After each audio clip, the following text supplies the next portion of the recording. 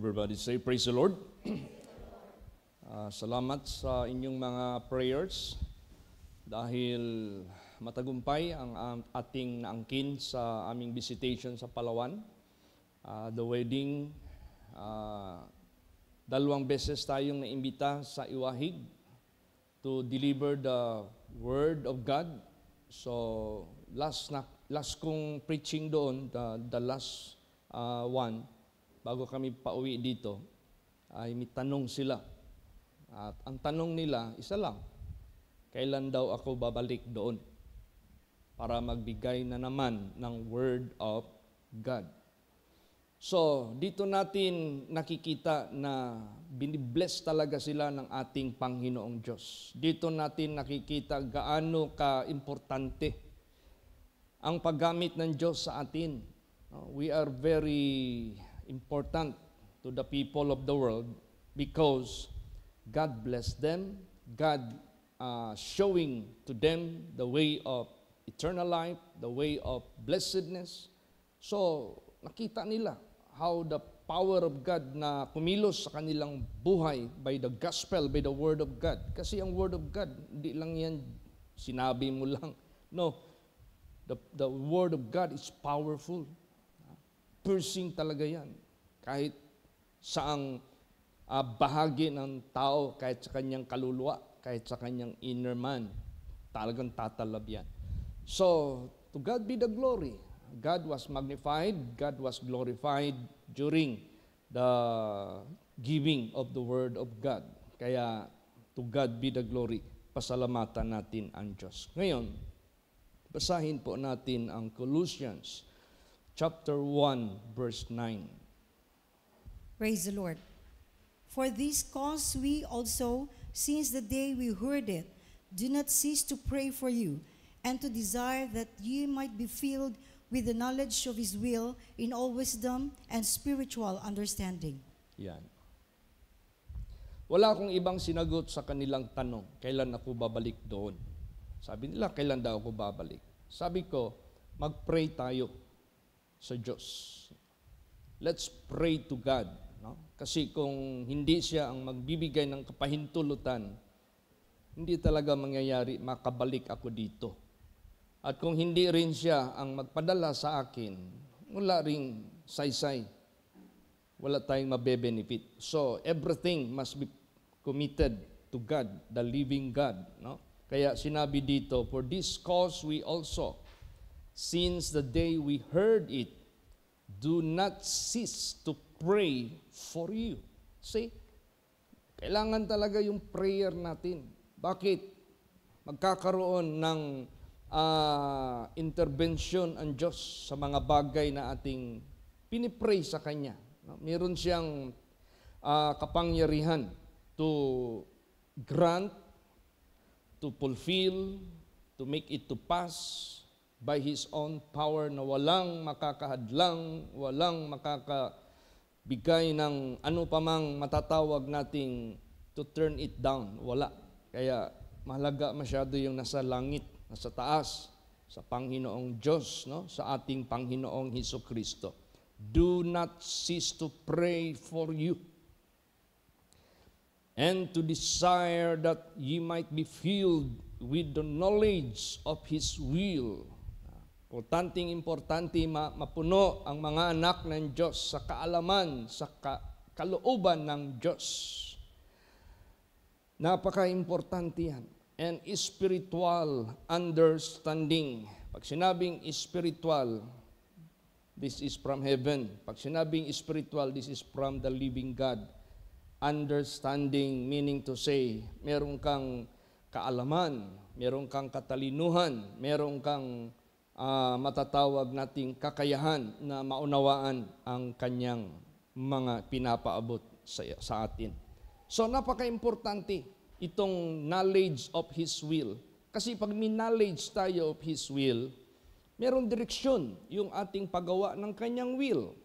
How could you do something which you do not know? How can you do the will of God which you don't know what is the will of God? Di ba ganun lang yan? So, kinakailangan natin gawin ang will of God. Di ba sinabi dyan, The world passeth away in the lust thereof, but whosoever doeth the will of the Father abideth forever. So napakahalaga yung will of God na magawa natin ito.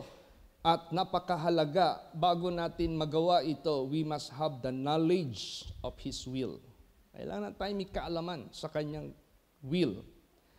And in all wisdom and spiritual understanding. Alam nyo ba, may tao dito na lagi nating binabasa every morning ang Psalms. This was written, most of this, by King David. At anong hiningi ni David? Basahin natin. Psalms 143, verse 10. Praise the Lord. Teach me to do thy will, for thou art my God, thy spirit is good. Lead me into the land of uprightness. Yan, nagpapaturo siya. Teach me. Teach me to do your will. Hindi siya naghihingi ng guidance, instruction from someone else to do such will of that personality, but he is asking God's guidance to do His will. Ganon din sa buhay natin. We are praying and we are asking to teach us to do His will. Napaka-importante yan. Kasi to give the knowledge of the will of God galing sa Kanya. To know how to do the will of God, siya ang makakabigay sa atin ng isakto na anong gagawin natin. Kaya prayer, lagi natin itong gagawin. Prayer, prayer, prayer. Tingnan mo yung entrada ng ating verse. Prayer. We pray for you. Kaya sabi dito, teach me to do thy will, for thou art my God. Pag sinabi mo siyang, thou art my God, I am your son. I am your daughter. Pag sinabi mo, thou art my God, I am your servant. See, napakaganda ng ating relasyon sa buhay na Diyos. We can claim Him as He is our God, as He is your God, as He is my God, and He can claim us. Di ba sinabi diyan, touch not the unclean thing, and I will receive you unto myself, and ye shall be my sons and my daughters, and I will be your father. So, napaka-importante ang pagpaturo sa will of God. Pero merong nire-require ang Diyos sa atin bago ma-establish yung will of God sa buhay natin. Kinakailangan tayo ng perfection. Kailangan natin ng kasakdalan sa mata ng ating Panginoong Diyos. You know why? God is a jealous God. Ayaw niyang mikahati siya. Kailangan perfect yung ating love, yung ating faith, yung ating obedience, yung ating submission, perfect. Gawin natin yan kasi God is a jealous God. Pag yan ay na-establish sa atin yung perfection na yan, by our Lord Jesus Christ, by following our Lord Jesus Christ, then ma-establish ang Kanyang leading sa buhay natin, and He will teach us how to do His will. He will give us more knowledge about His will. Maganda ito. Kaya kailangan natin ng perfection talaga. Basahin natin. Hebrews 13 verse 21. Praise the Lord. Make you perfect in every good work to do His will, working in you that which is well-pleasing in His sight, through Jesus Christ, to whom be glory forever and ever. See, makita natin dito, God is working. No? Siya yung kumikilos. Siya yung gumagawa sa buhay natin. Pero kailangan tayo maging sakdal. Sinabi dito, make you perfect. Siya rin makakagawa nito. In every good work to do His will. So hindi tayo pwede maging bound to do the will of God na papunta tayo doon sa paggawa ng Kanyang kalooban. Not unless perfection must be done first. Dapat mauna muna ang kasakdalan. Dapat wala ng kasalanan sa buhay natin. Wala ng iniquity. Wala ng part si Satanas. Yung sinabi ni Jesus, He has no part in me. Wala siyang bahagi sa akin. So, yun ang kinakailangan nire-require ng ating Panginoong Diyos. Anong mangyayari? He will make us perfect in every good work so that we are bound to do His will, working in you that which is well-pleasing in His sight. See, magwo-work sa buhay natin ang pleasing in the sight of God. Through Jesus Christ, to whom be glory forever and ever. Ibig sabihin yan, hindi na mawala si Kristo sa buhay natin. It is only through Him. It is only by Him. And glory and honor must go to Him. Yan ang wag nating kaligtaan.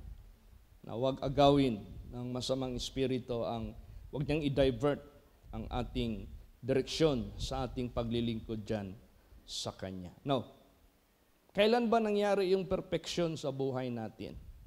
When was that? And how it was? Paano nangyari? Basahin natin. Ephesians 4:22 hanggang 24. Praise the Lord. That ye put off concerning the former conversation the old man, which is corrupt according to the deceitful lust, and be renewed in the spirit of your mind, and that ye put on the new man, which after God is created in righteousness and true holiness. Yan.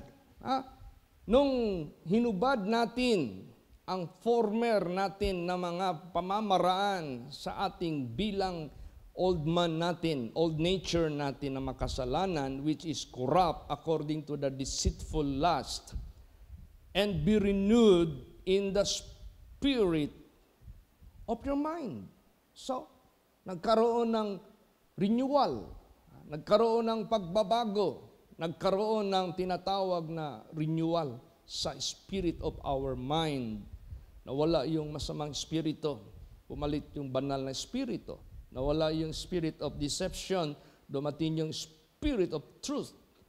Nawala yung spirit of Satan, pumalit ang spirit of God.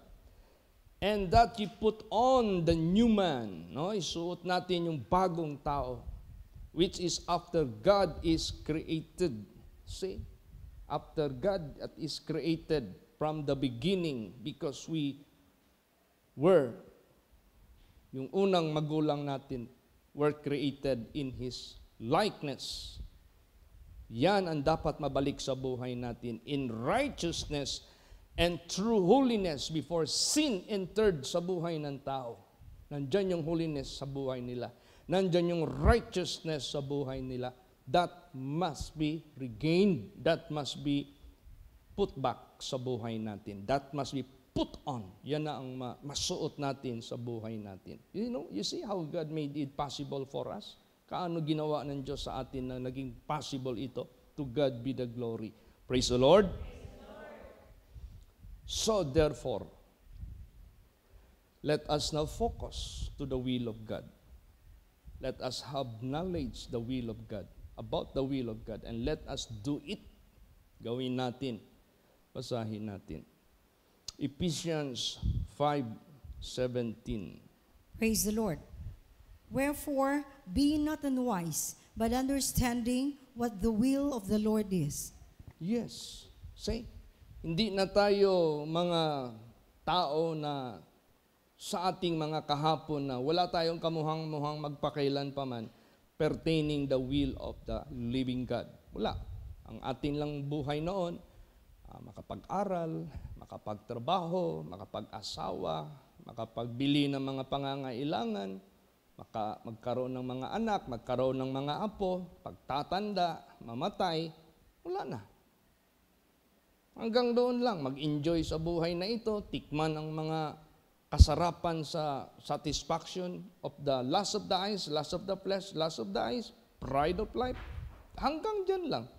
Wala tayong knowledge that we have two bodies, the temporal and the eternal. Wala tayong knowledge that we are bound somewhere else to spend our eternity. We don't have any knowledge about that. Wala tayong knowledge to repent. Wala tayong knowledge to turn away from wicked ways. Wala tayong knowledge to follow the footsteps of Jesus Christ, which is perfect. Wala tayong knowledge about that noon. Kaya nga sinabi dito, wherefore be ye not unwise, but understanding what the will of the Lord is. So meron na tayong pangunawa. Ano ang kalooban ng Diyos? We have the knowledge and we are bound to do it. Bago natin magawa yan, perfection must be done first. Mauna muna sa atin ang kasakdalan.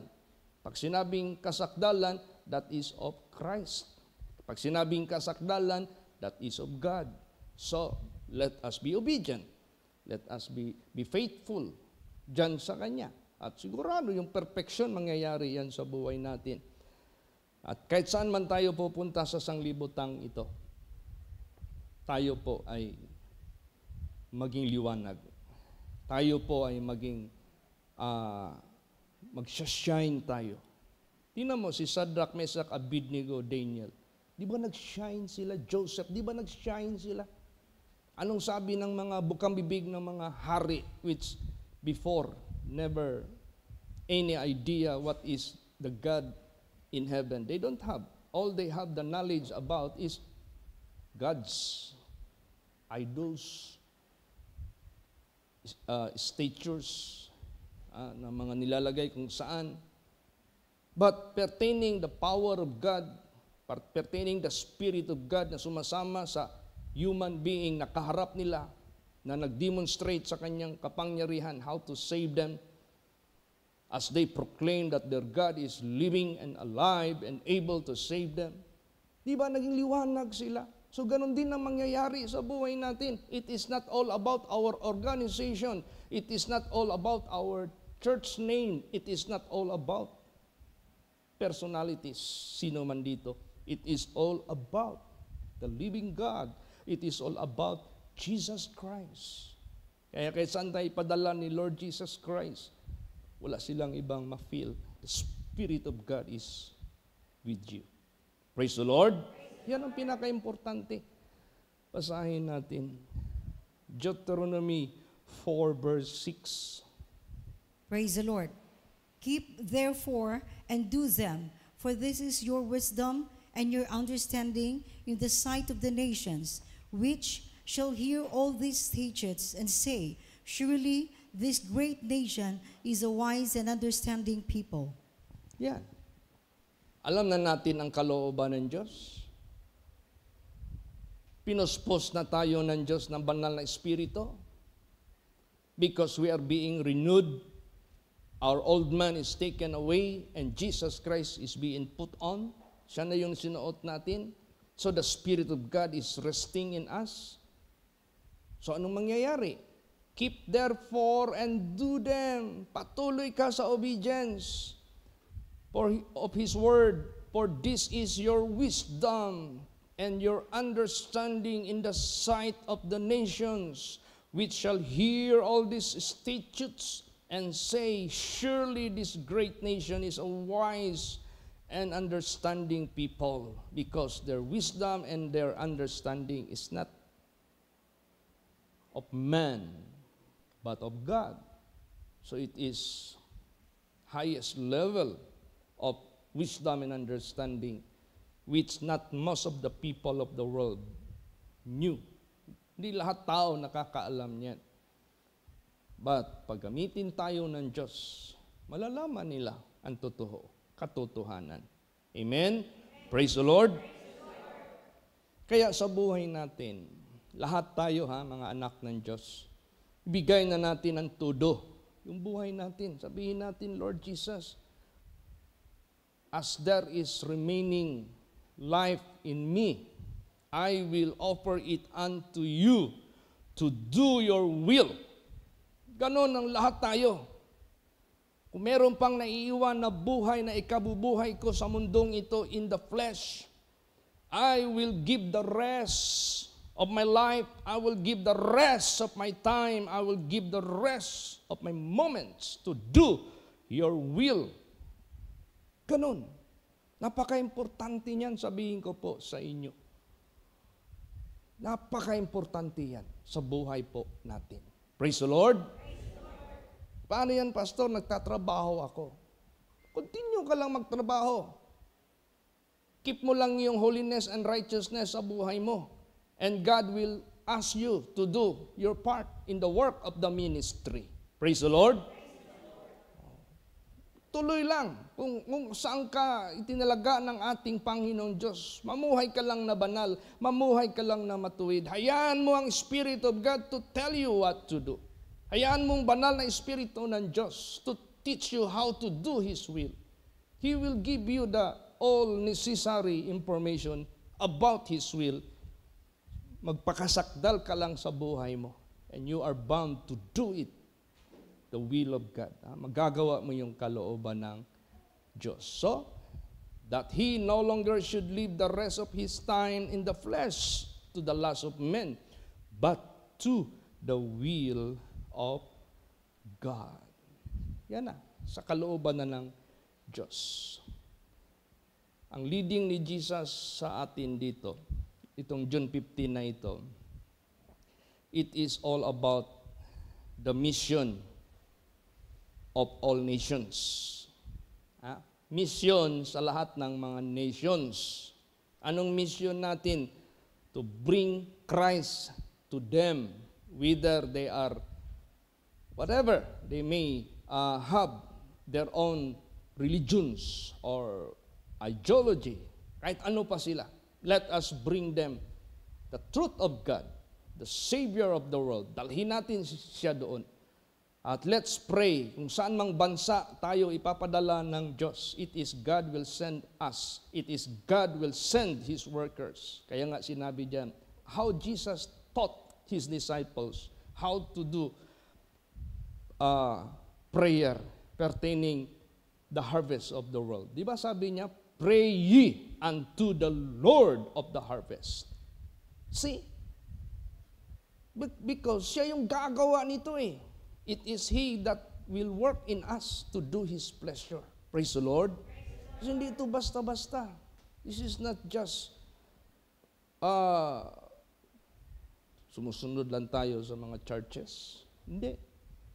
Hindi kay para sabihin na magaling din tayo. No. This is not all about it. This is all about His will. This is all about His perfect will. So, hingiin natin sa Diyos itong all nations mission na ipadala ng Diyos ang mga workers niya. Then, sino yung masisave dyan? Bring them here. Let them be trained by the guidance of our Lord Jesus Christ sa pagbalik nila sa mga nations o countries nila, kung saan sila citizen, saan sila local. Sila na ang magka-handle ng mga churches doon dahil mas effective sila because they will be using their own tongue.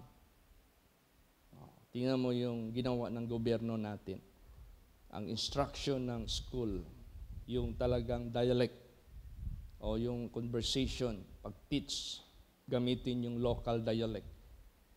Because that is more effective and mas sabotable, mas madaling maunawaan, plain para sa kanila. Praise the Lord. Yan ang i-pray natin. To God be the glory. When I was in Palawan, I have someone with chatting, no? May ka-chat ako. Yung na-met ko na pastor sa taga Myanmar in Malaysia. Siyempre, friends kami. Meron siyang post doon na may kasama siyang lalaki din. So, yung lalaki na yun, i-greet ko. So, nag-converse kami. It was found out, brother niya pala yung pastor. Then, sabi ko, siyempre, we are leading to international mission. So, nagtanong ako sa kanya, is it possible for me to go to your country for the gospel of the kingdom of God sake? I will bring the gospel of the Lord. So mahaba yung conversation namin. Sabi niya, yes, I shall be with you. Masyado siyang supportive sa approach ko. Yes, I will be with you. I will bring you to churches, to school of yung mga Christians. Hanggang dumating ang panahon, sabi niya sa akin, ito palang Myanmar,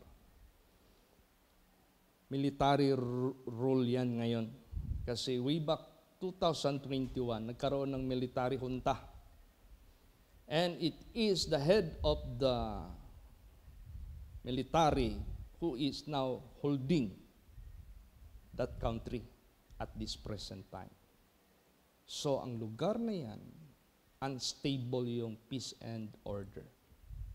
At tinanong ko siya kung may election ba na darating. Sabi niya sa akin, hopefully, magkakaroon ng election this coming December. Kaya i-pray natin yan na ma-restore yung government system nila into a right na pamamaraan.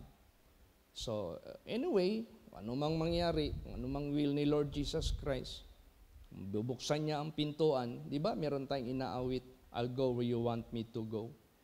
Sometimes sa sea, sometimes sa plane, sometimes sa war, sometimes sa peace. It doesn't matter. Kung saan tayo ipapadala ng ating Panginoon Diyos, it might be after the earthquake, because God is shaking the world. Tapos habang mainit pa ang issue, so it is timely for us to bring the gospel of the Lord Jesus Christ sa kanila. So let us pray for this. Praise the Lord. At nagsabi siya sa akin, how I wish to visit your country also. I've been to Malaysia, sabi niya sa akin. And I want to visit your country also. Sabi niya sa akin, what are you going to do here? Is it for a mission? Sabi niya sa akin. Sabi ko, yes, for a mission. Doon na siya nag-commit, I'll be with you. See? Hindi yung direct yung pastor na na-met ko, hindi yung brother niya. Praise the Lord. Hanggang sabi niya, I want to go to the Philippines, your country. I want to finish my master degree of divinity. Nag-aral pala ng ano. Sabi ko sa kanya, if you want to serve God, we can train you. Praise the Lord. Sabi niya sa akin, that is, I want to be trained to be a servant of God. Tingnan mo, pag pinipray natin kay Jesus International Mission, meron kagang mga leading si Jesus na mga individuals, na mga tao, na hindi mo akalain yung kanilang mga responses na nagkuku-inside sa kanilang puso isip. Praise the Lord. Tulad niyan, after matapos yung parsonage, God's grace, sunod magtatayo tayo ng big church. Pastor Chit, do not propose such building to build the big church. We don't have yet any meetings that is being made. Wala pa. This is all by faith. Pag sinabi natin yan, pag kinlaim natin yan, pag pinipray natin yan, He is alive. He has all the resources. He has all the blessings. He has all the finances to provide it in His own mighty way. Praise the Lord. Hindi tayo patras. Hindi rin tayo stagnant. Let us move forward. Why? Because all these things are in relation of His will.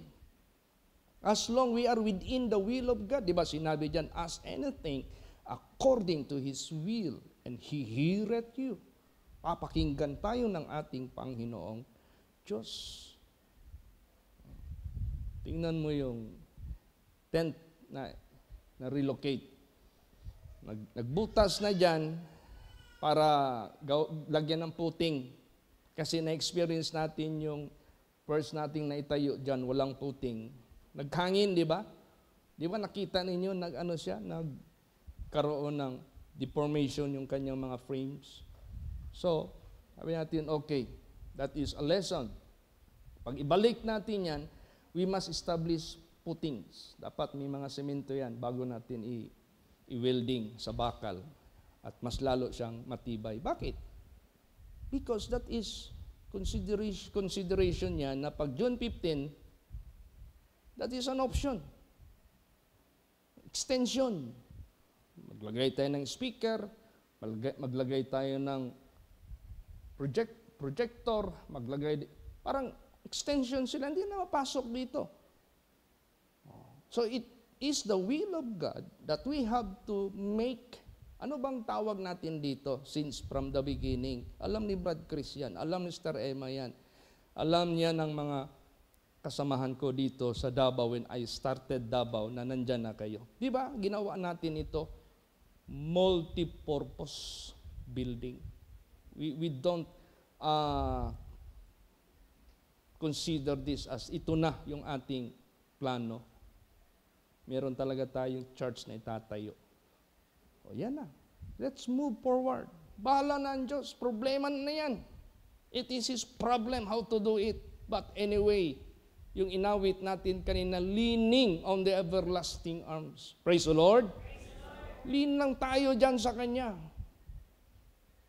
We let God move sa buhay natin or else wala tayong kakayahan hahakbang ng ano paman. Kaya napaka-importante, we must be in the center of the will of God.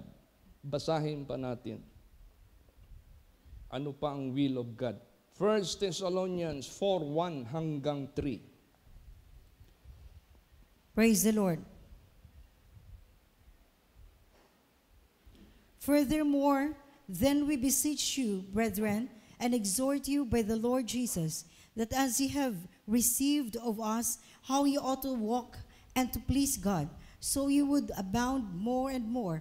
For you know what commandments we gave you by the Lord Jesus.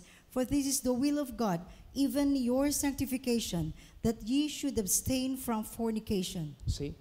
Sanctification. Sanctification, that is perfection. Sanctification, that is the absence of sin and spirit of darkness sa buhay natin, so that the Spirit of God will take place, so that the will of God will be established na magawa natin habang nabubuhay tayo sa sanglibutang ito. Praise the Lord! Yan man yun talaga ang ating magiging takbo ng ating buhay. Count yourself as no longer ordinary of this world. Count yourself as the servant of the living God who have the knowledge and wisdom of the will of God na ipapagawa ng Diyos sa buhay mo. Tandaan natin yan. Praise the Lord! Praise the Lord. Dapat natin yan i-consider natin yan. As we believe Him, as we consider His greatness and His calling to our lives, consider natin lahat yan. So, anong gawin natin? Huwag tayong makipag-conform sa sanglibutang ito. Look at the Christians movement nowadays. I was invited to many Christian communities and churches, especially when I am out of the country. Pareho lang ang system nila. Pareho lang uniform. Uniform lahat. Wala nang holiness. Wala nang holiness. Kita ko sa kanila, wala nang holiness. And the gospel singing is no longer a spiritual impact to the people, to the churchgoers, but it is already entertainment. Wala na. Entertainment na ang nangyayari. Performers na ang nangyayari na sa stage. It is no longer the holy vessels of God. Hindi na. Hindi na word of God ang naririnig, but it is the word of man. Dogmas of man. Hindi na. Kaya, napakalaki ng ating katungkulan. Huwag tayong magipag-conform sa nangyayari ngayon sa mundong ito. But let us continue to prove this is the good, this is the acceptable, this is the perfect will of God. Praise the Lord. Prove natin yan sa kanila. How God changed our lives. How God made us His vessels, holy vessels. Yung holiness, yung righteousness, yung sinless living. Paano ito ginawa ng Diyos sa buhay natin? And let us go out to the world and shine. Pakita natin ito sa buong mundo. Basahin natin. Romans 12 verse 2. Praise the Lord. And be not conformed to this world, but be ye transformed by the renewing of your mind, that ye may prove what is that good and acceptable and perfect will of God. Yan. So, ang magiging theme ng ating June 15 is about international mission, worldwide mission.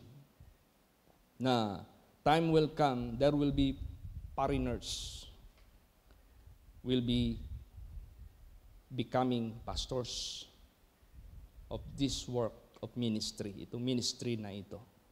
So, sino pala ang magiging frontliners? Yung mga pastors natin na existing, which God already used, no? Na ginagamit na ng ating Panginoon Diyos. I-train na lang sila ng pag-English, yung pag-converse, i-train na lang. Tapos, kailangan natin isama sa labas. Kaya nga nag-propose kami ng outside of the country na mid-year conference. Why? Pastor, you are spending too much. That's not a problem. What is necessary is to put the workers of God into actual field of the works of the ministry. Paano mo yan ipadala sa ibang bansa? Hindi pa nga nakalabas ng ibang bansa. Hindi pa nga alam paano magharap ng mga immigration officers, they should experience it. Tingnan mo si Jesus Christ, how He made His disciples to be trained. Diba? Actual niyang sinasama. Actual niyang sinasama. Eh kung mag-international mission tayo, worldwide mission tayo, hindi pa nga sila nakalabas. Dapat isama natin sila. Ilabas-labas muna sila. That is part of their training. Amen? Praise the Lord. Kasi kami ni Pastor Tam, madalas kaming lumalabas. Siyempre, dapat i-share din namin yung aming mga experiences. Maranasan din nila. So that when God will be sending them, at least ready na po sila, spiritually above all. So, tayo lahat mga anak ng Diyos, remember that you are part of the work of the ministry. You are not idle. Hindi ka walang kagamit-gamit. Kaya lahat tayo, kailangan magpakapuno tayo sa will of God na ito. Basahin natin. Colossians 4 verse 12. Praise the Lord. Epaphras, who is one of you, a servant of Christ, saluteth you, always laboring fervently for you in prayers, that he may stand perfect and complete in all the will of God. Yan. Napaka-necessary nito. Servant of Christ, saluteth you, always laboring fervently for you in prayers, that ye may stand perfect. O, yung sinabi kanina. And complete in all the will of God. See, complete. Bakit complete? Not incomplete. Pag sinabing incomplete, may halo pang tahunon, may halo pang sarili nating pamamaraan. It must be complete in all the will of God. Meaning to say, we let God do it sa buhay natin perfectly. At dyan natin makikita how God will bless this work of ministry according to His promise. Praise the Lord. According to His words, according to His covenant sa mga tao sa mundong ito. Alam mo ang covenant ng Diyos, this is for everyone. It's up to us whether we accept it. It's up to us whether we believe it. It's up to us whether we live unto it. Ipamumuhay ba natin yan? Kaya salamatan natin ang ating Panginoong Diyos. Sabihin natin ito sa lahat ng mundong ito. Para matamimi lahat ang mga tao na walang kaalam-alam sa will of God. Para ma-introduce natin yung will of God sa buhay nila. Para sila mismo have the knowledge about it. And they will be joining us to do the will of God. Basahin natin yan. 1 Peter 2:15. Praise the Lord. For so is the will of God, that with well-doing you may put to silence the ignorance of foolish men. Yan, para patahimikin yung kawalang kaalaman sa mga tao sa sanglibutang ito. Dahil sa walang kaalaman, kamangmangan ang nandyan sa kanila. So anong gawin natin? For so is the will of God, that with well-doing, sa mabuting gawa, ye may put to silence the ignorance of foolish men. Hindi ka na magsalita, yung gawa mo lang, action mo lang, marirebuke na sila, mareprimand na sila, mapatahimik na sila. Action speaks effective and louder than words. Tingnan mo si Jesus Christ, yung action niya ang nagpapakita ng magandang mensahe sa atin at sa mga tao sa mundong ito. You know, you look at some testimonies of the Islam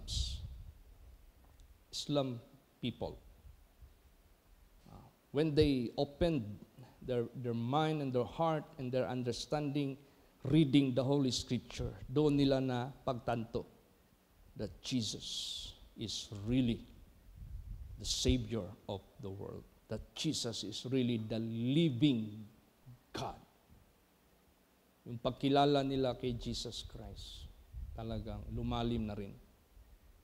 Because most of them, Jesus Himself showed to them during sa kamatayan nila na nangyari bago bumalik yung buhay nila. O ang iba vision, ang iba panaginip, doon nila na-realize that Jesus is the true God who made His love to us. Nakumpirma nila doon sa prophet nila. Pumapatay ng mga tao. Physically, literally. Samantalang si Lord Jesus Christ, siya ang pinatay for us. Naano ba nila? Na-enlighten sila. This is the real Savior who made Himself an example as a sacrifice for us. Ang ganda, makinig kayo, di ba? Mga preacher na rin yan sila sa mga testimonies nila. See? Kaya patuloy tayo, napakalawak pa ng mundo. Napakarami pang mga tao, hindi pa nakarinig ng magandang balita. Praise the Lord. Tulad ni Sister Susan, magaling siya sa Mandarin. Kung may opening tayo sa China, you go there. Make a mission. Praise the Lord. Be a John the Baptist. Open the way of the Lord. Prepare the way of the Lord. Kasi bihasa ka na mag-Mandarin. Napakaraming mga tao dyan na mamimit mo someday. I-pray natin yan. Kung ano yung mga may dialects na new tongue, kung sabihin new tongue kasi hindi kapangkaraniwan. Marunong kayo din, gamitin kayo ng Diyos effectively by God's perfect time. Praise the Lord. So, to God be the glory. Lahat tayo naging handa sa ipapagawa ng Diyos sa buhay po natin. Paniwalaan natin lahat ng pangako ng Diyos. Basa pa, Hebrews 13:21.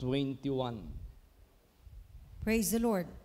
Make you perfect in every... Teka, tapos na pala yan. Last verse, 1 John 2:17. Praise the Lord. And the world passeth away, and the lust thereof, but he that doeth the will of God abideth forever. See, if you join God to do His will, you will abide forever. If you join the world, lust of the flesh, lust of the eyes, and pride of life, the world passeth away with the lust thereof. Wala. Hanggang dyan ka lang. you will never have the opportunity to ride with God. Hindi ka makasakay sa ating Panginoon Diyos, hindi ka makasama sa Kanyang eternal glory. Kaya malaking ito. By faith natin gagawin ito lahat. Praise the Lord. Yung perfection, gawin na natin. Yung kasakdalan, itapo na ang mga pag-alinlangan, itapo na ang mga secret sins, itapo na ang mga grudges, itapo na ang mga doubts sa kapwa, itapo na lahat yung mga impurities sa isip. Be holy, be sinless, be pure, and let the Spirit of God flow sa buhay natin. Tapos ituruan niya tayo what is His will. Turuan niya tayo how to do it, how to do His will. Ay nako, sigurado yan. It is all His power. It is all His discretion ang mangyayari sa buhay po natin. Kaya marami pang mga blessings na darating para sa gawain ng ministry. Ang blessings hindi problema, sabihin ko po sa inyo. Ang pinoproblema ng Diyos sa atin, yung faith natin with obedience.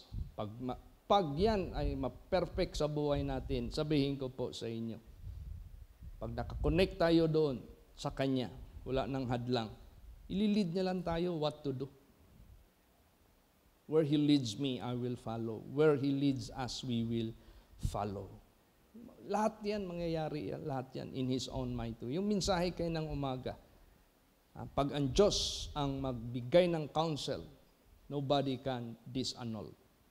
Nobody can turn it back. What the Lord purpose. Yung will niya.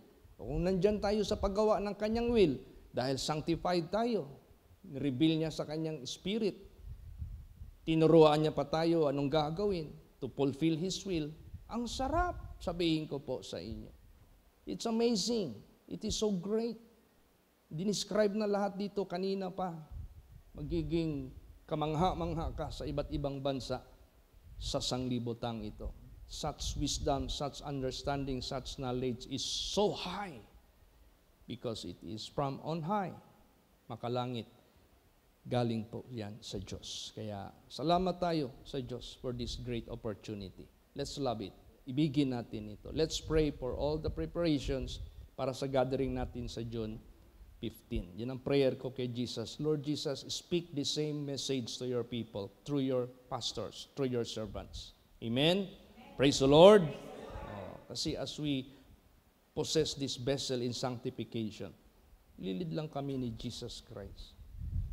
Sigurado yan. Pagdating dito, pagdating mga anak ng Diyos dito, mga pastors, magmimit lahat ang kaluluwa namin, magmimit yung aming isip, kasi God already directed us ahead of time. Hindi na tayo mahirapan by the grace of God. Kaya yan ang i-pray natin. For this cause also, since the day we heard it, do not cease to pray for you and to desire that ye might be filled with the knowledge of His will in all wisdom and spiritual understanding. Praise the Lord. Magsitayo po ang lahat.